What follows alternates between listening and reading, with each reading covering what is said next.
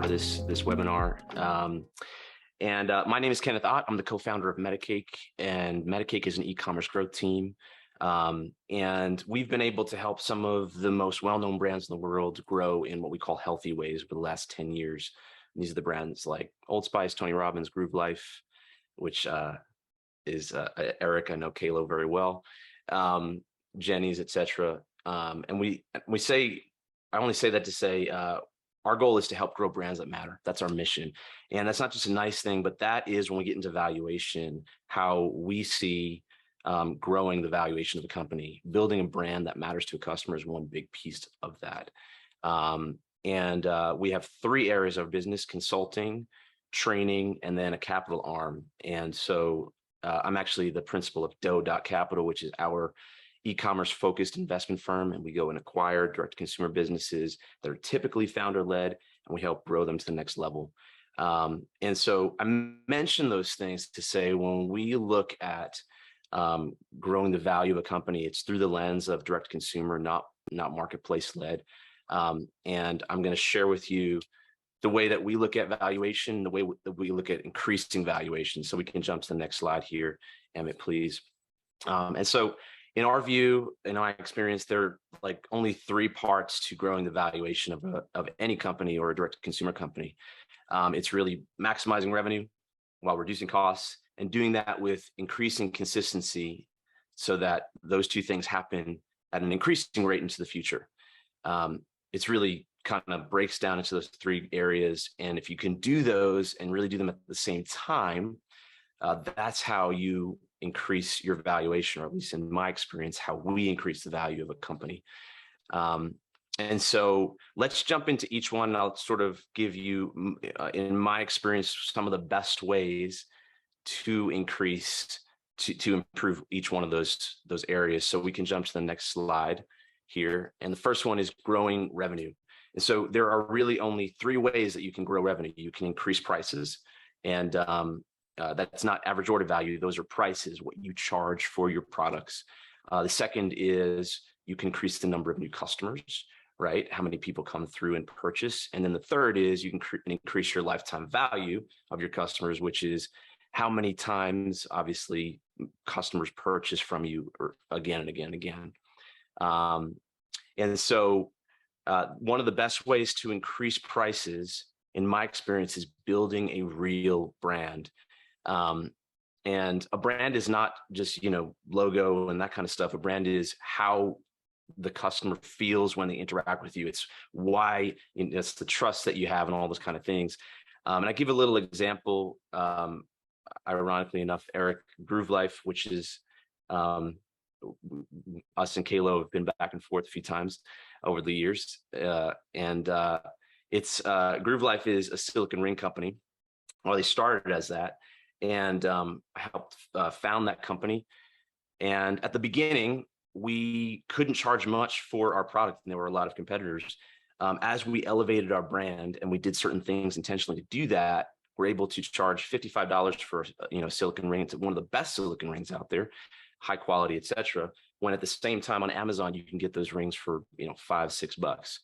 Now they're not the same rings; they're lower quality rings. But from the customer perspective, the way that you increase prices, in my experience, is by building a really rich brand that allows you to build trust with the customer and build value into the customer's life that allows you to increase your prices.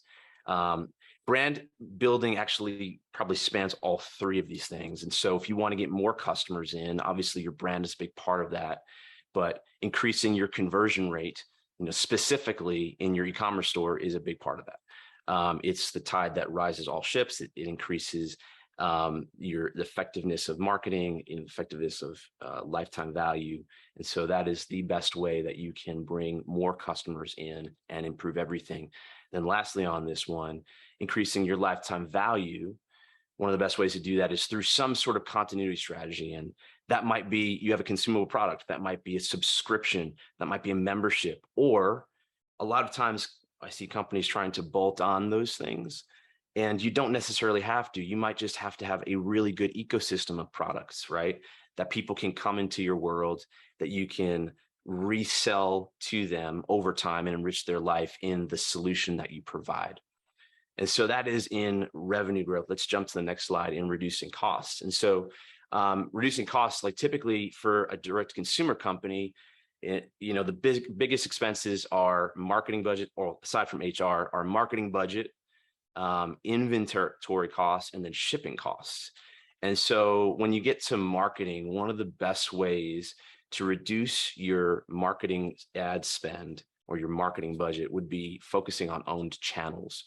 And I won't get into owned versus unowned, but when you're marketing on PPC like Facebook, like that's unowned, they own that land. Email marketing is one of the things that we focus a lot on with our brands because it is one of the highest revenue, like ROI. According to HubSpot, it's 36x, compared to something like Facebook ads, which might be 4 to 2x.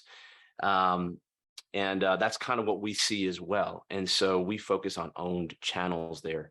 And if you focus on that, I think you'll be able to improve your cost reduction.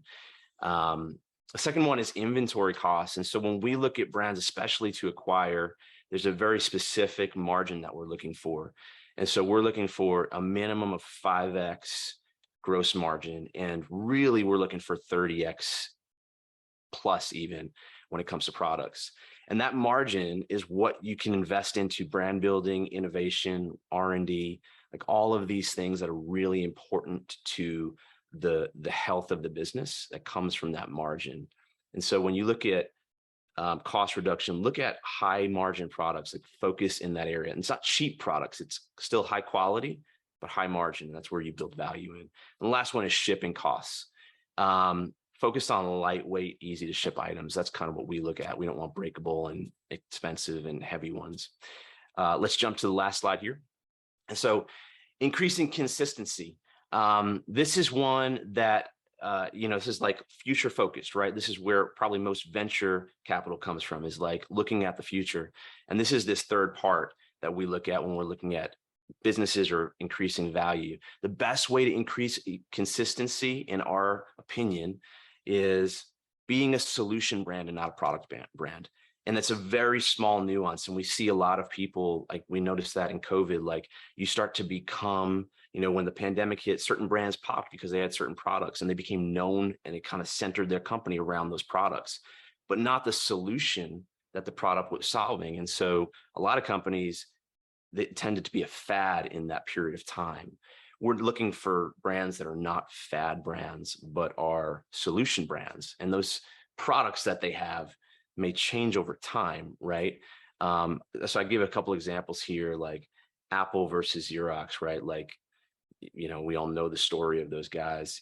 For us, there was a ring company called Safe Rings, which just did functional rings. That's what they were known for. With Groove Life, we set out to create a brand that was a lifestyle brand around adventure and products that kind of helped customers do that and live an adventurous lifestyle. And so that's a big part of increasing consistency. The other two things are build for tomorrow, like you're running two businesses, today's business and tomorrow's business. So look forward to tomorrow's business. And then the last one is diversifying your marketing and sales channels. So many brands have almost all of their sales coming through Amazon or one other channel, or all their marketing coming through Facebook or another channel. That is ripe for disruption. We've seen accounts get shut down, all those kind of things. And when we're looking at stability, and especially from an acquisition standpoint, we're looking at reducing that risk. And so you want 80%. If you have an 80% or more sales or marketing channel, in my opinion, you need to diversify those.